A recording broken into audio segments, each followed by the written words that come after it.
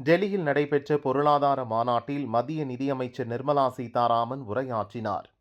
உலக வர்த்தகம் இப்போது ஆயுதமாக மாற்றப்படுகிறது. வரிகள் மற்றும் பிற நடவடிக்கைகள் மூலம் நாடுகள் ஒன்றை ஒன்று அச்சுறுத்துகின்றன. இந்தியா இதில் கவனமாக செல்ல வேண்டியது அவசியம். வர்த்தகம் இப்போது சுதந்திரமாக இல்லை, நியாயமானதாகவும் இல்லை.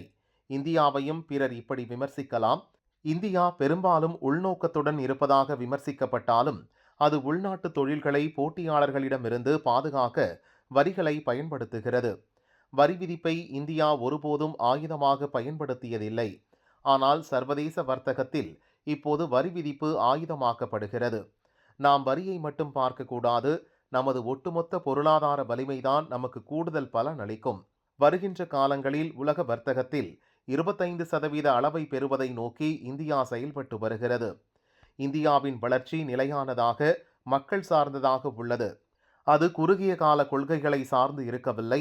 இந்தியா இப்போது ஒரு முடிவான மாற்றத்தை நோக்கிய கட்டத்துக்குள் நுழைந்திருக்கிறது என்று மத்திய நிதியமைச்சர் நிர்மலா சீதாராமன் கூறினார்.